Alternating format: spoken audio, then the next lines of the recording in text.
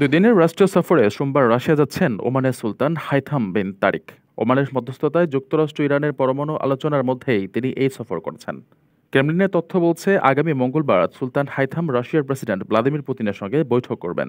রয়টার্সের প্রতিবেদন বলছে, আঞ্চলিক ও বৈশ্বিক ইস্যুতে একে অপরকে সহায়তার বিষয়টি গুরুত্ব পাবে ওমান সুলতানের সফরে।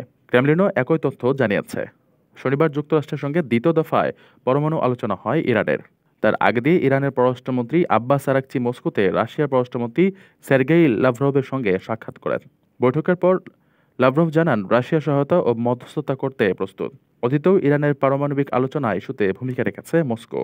এই সফরে সুলতানের সাথে থাকবেন ইরান যুক্তরাষ্ট্র আলোচনার প্রধান মধ্যস্থতাকারী পররাষ্ট্রমন্ত্রী সাইদ বদর বিন হামাদ আল বুসাইদি। এছাড়া প্রতিরক্ষা বিষয়ক উপপ্রধানমন্ত্রী সাইদ শিহাব বিন তারিক, দিওয়ান অফ রয়্যাল কোর্টের মিনিস্টার সাইদ খালিদ বিন হিলাল আল বুসাইদি, রাজ কার্যালয়ের জেনারেল সুলতান বিন মোহাম্মদ আল নুআমি, ব্যক্তিগত কার্যালয়ের প্রধান ডক্টর হামাদ বিন সাইদ এবং ওমান বিনিয়োগ কর্তৃপক্ষের চেয়ারম্যান আব্দুস সালাম বিন মোহাম্মদ আল মুর্শিদি সুলতানের সফরসঙ্গী হবেন।